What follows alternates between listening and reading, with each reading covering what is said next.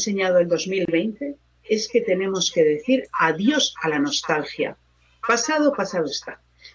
Cuando todo esto termine, las vacunas lleguen a todos los rincones del mundo, o al menos a gran parte de los rincones, no volveremos al mismo mundo, será otro. No sabemos cuál, pero será otro. Todo lo que nos aferremos al pasado nos impide ver las posibilidades del futuro. Y si una mujer, un hombre, es capaz de desarrollar ese liderazgo hacia la transformación, es porque le define su visión hacia el futuro, mira hacia adelante, no se queda anclado en la nostalgia, no se queda anclada en la nostalgia. La visualización es cómo yo quiero construir y tenemos que despertar aspectos emocionales. Esto es como decía el autor del Principito, si quieres construir un barco, no empieces por buscar madera, cortar tablas o distribuir el trabajo. Evoca primero en los hombres y mujeres el anhelo del mar libre y ancho. Haz soñar, haz soñar. El 2020 va a pasar y la pandemia y la crisis va a pasar, vendrán otras cosas, pero esto va a pasar. Todo el optimismo que podamos desarrollar, que el optimismo no es negar la realidad, es aceptar lo que hay y decidir, quedarte con la parte positiva. Y eso se ancla desde mi visión, desde el para qué. ¿Para qué hago yo esto? ¿Cuál es el sentido? Este momento que yo he podido perder mi trabajo, que puedo tener ciertas incertidumbres, ¿cuál es el sentido en el que yo me quiero apoyar? Construyo, ¿cómo puedo construir en mi empresa? ¿Cómo puedo dar lo mejor desde esa visualización? Primer punto, visualizar, mirar hacia el futuro. Muy relacionado con todo ello, veis que los 4 puntos están muy relacionados. Miro hacia el futuro. Segundo, aprendo. Aprender. Estamos en el mundo del aprendizaje y no tiene que ver ni con la edad, ni con el sexo, ni con la raza, ni con nada. Tiene que ver con las decisiones individuales que cada uno de nosotros tomemos. Mirad, en la Universidad de Columbia, ahora está en Stanford, Carol Dweck es una investigadora fabulosa. Hace ya más de 10 años se hizo una pregunta interesante. Fue al principio del siglo pasado, de este siglo. Y dijo, ¿cómo es posible que personas muy inteligentes no asuman los retos del cambio?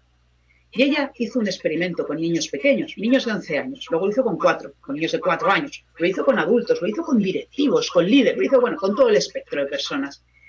Les puso un puzzle complicado y les dijo cuando terminaron, a uno les dijo, lo habéis hecho muy bien porque sois muy listos, y a otro les dijo, lo habéis hecho muy bien porque os habéis esforzado. Y de ahí les dijo, a ver, ¿quién quiere hacer un puzzle aún más complicado? ¿Y quiénes creéis que lo hicieron? Con más probabilidades. Los que se les había dicho que eran muy listos, los que se les había dicho que se habían esforzado. Pues bien, como podéis imaginar, a los que se les había dicho que se habían esforzado eran los que eran más probables. ¿Por qué? Porque los que se había dicho que eran muy listos, ¿qué les pasaba?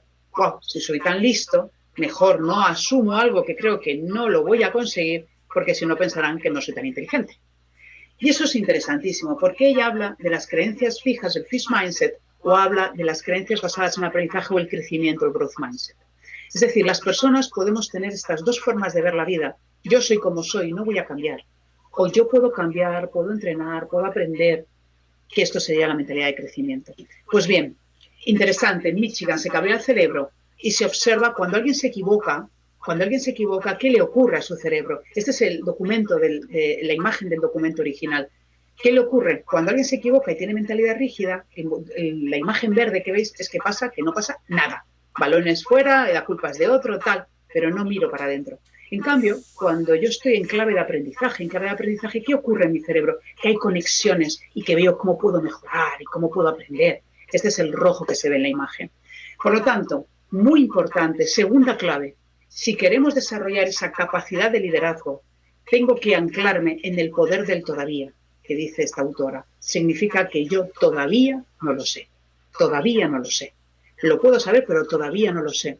Insisto, el liderazgo hacia la transformación mira hacia el futuro y se tiene que apoyar en el trabajo, en el esfuerzo. El pasado está. Nuestros éxitos del pasado está bien, pero ahora tenemos un desafío mayor. Y esto lo vamos a conseguir si nos anclamos en el poder, como digo, del todavía, en la capacidad de aprendizaje, en la capacidad de poder seguir dando lo mejor de nosotros mismos. Aquellas personas que me estéis escuchando, que seáis madres, que seáis padres, que tengáis niños pequeños, hay algunos que no son tan pequeños, acordaos, cuando vuestros hijos hagan algo que sea positivo, está muy bien. Y cuando algo que no les salga, digáis, decir, no lo sabes hacer todavía. Y si les ha salido bien, lo te has hecho porque te has esforzado. De aquí conseguimos que las personas vayamos desarrollando la mentalidad de aprendizaje, porque todos tenemos de ambas mentalidades. Lo importante es que si yo, en mi capacidad de liderazgo, digo, es que yo soy así, yo es que salía de esto, y ahora fíjate, con la pandemia, esto de lo digital, todas estas excusas no sirven para nada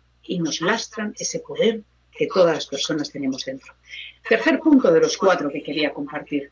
Tercer punto, hemos visto el futuro, hemos visto las claves de nuestra mentalidad, pero nos falta un punto fundamental que son las emociones, la gestión de las emociones. Y si hay una emoción reina que nos paraliza, es el miedo.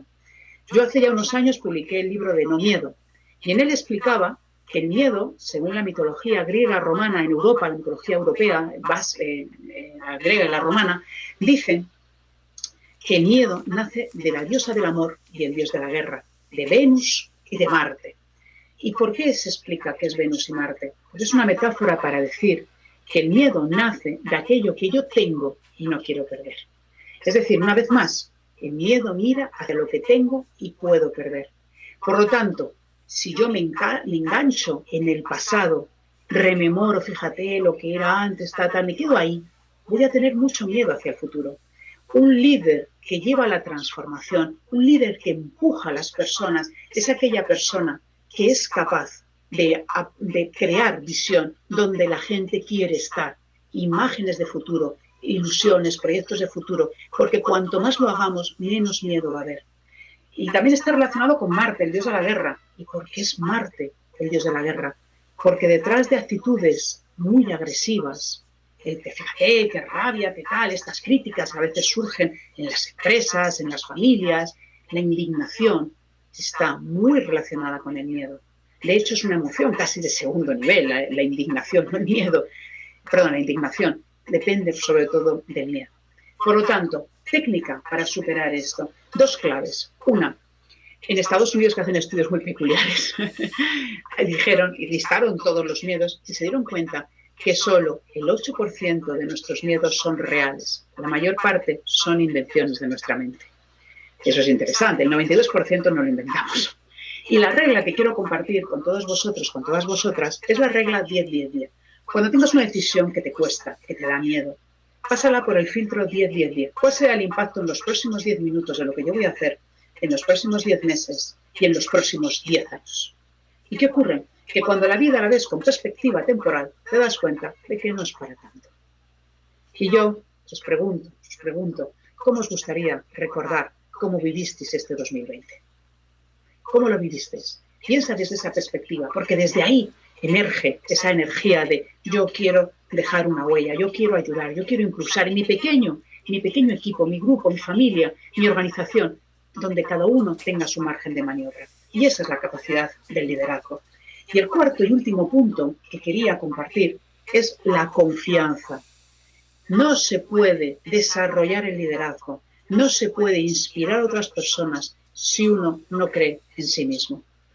Me gustaría hablar con vosotros de 2 conceptos. Uno es la seguridad psicológica. Un líder es capaz de crear la seguridad psicológica. Es un término maravilloso de la Universidad de Harvard, que lo que habla es que las personas tenemos que tener, pues nuestra seguridad como podamos a nivel laboral, porque las circunstancias son las que son, pero más allá de ese contexto, que de algunas, a veces de uno ni tan siquiera depende, lo que sí que depende de nosotros es nuestra seguridad psicológica. Es decir, yo creo un entorno donde se pueda hablar del feedback, donde se pueda hablar del error, donde yo pueda mostrar mi vulnerabilidad. En un entorno como el actual de pandemia, que tanto daño ha hecho a tantas familias, a tantas personas, hay que crear ese espacio al menos para poder conversarlo. Ese espacio es un espacio de mostrarte, de la vulnerabilidad. Y una vez dicho esto, construimos futuro. Pero hay que crear ese espacio para que las personas también puedan mostrarse, se pueda hablar que haya feedbacks honestos, se pueda hablar del error. Y esto es el concepto de la seguridad psicológica. La confianza es yo doy confianza a otros y también confío en mí. Para ello, me gustaría ir cerrando con una metáfora. Es una metáfora que la aprendí de un amigo mío, Javier Iriondo, que es un gran escritor, que habla de un estudio que se hizo en Alemania. Es una metáfora. Un estudio con las mariposas. Las mariposas, pues cuando ya son crisálidas, estos capullos, ¿no? De la oruga a ya salir mariposa, pues unos investigadores, que siempre tienen estas ideas originales, dijeron, oye, si rompemos la crisálida para que la mariposa, una vez que ya está conformada y está hecha, no tenga que estar la pobre ahí peleándose para salir de la crisálida. ¿Qué ocurrió? ¿Qué lo hicieron? Hicieron la muestra, abrieron ciertas crisálidas y dejaron salir a las mariposas que ya tenían todas sus alas, estaban perfectas para poder salir, para poder ya ser mariposas. Pero ¿sabéis qué ocurrió? Que cuando hicieron esto, sucedió que aquellas mariposas que desabrieron la crisálida no pudieron volar. ¿Y por qué no pudieron volar? Porque las dificultades a las que tiene que luchar la mariposa, en el fondo lo que hace es que les entrena sus alas. Y esto es lo más bonito. Cuando nos enfrentemos a una dificultad, hay que entender que las dificultades, la dureza a veces en la que nos encontramos en nuestra vida, en el fondo son invitaciones a entrenar, a dar lo mejor de nosotros, a desarrollar ese potencial y poder volar. Por eso, la clave del éxito, de la confianza en uno mismo y la confianza en otros, es un número que yo le he llamado N+1, que significa me caigo N veces, pero me levanto una más. Confiar, yo no sé cómo lo haré, pero lo haré. Es una de las claves del liderazgo, esa fuerza, cada uno al nivel que tenga en su familia, en su grupo de amigos, en su entorno laboral, en su organización, cada uno en el nivel que tenga, la confianza en uno mismo. Por tanto, para concluir, me gustaría cerrar con una frase que refleja todo lo que estamos hablando, que es la doctora Rita Levi Montalcini. Esta doctora es una de las pocas mujeres que ha conseguido el Premio Nobel de Medicina. Esta señora tenía 102 años de edad y se organizó, se creó el Instituto de Investigaciones Cerebrales de Roma, un instituto hecho en honor a esta señora. Y el director del instituto le dijo, doctora, le vamos a hacer un homenaje en su honor.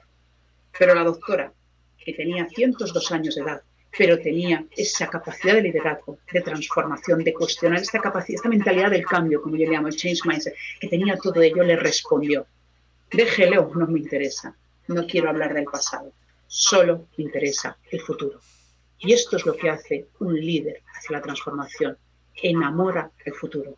Y eso es lo que os invito a todas vosotras, a todos vosotros, en un entorno tan retador como el que estamos viviendo, enamorar el futuro, tener la capacidad de reinventarnos, cada uno de nosotros, cada una de nosotros, para convertirnos en nuestra mejor versión de nosotras y de nosotros mismos. Muchísimas gracias. Aquí os dejo, que tengo aquí el cuerpo y algunos de los libros de los que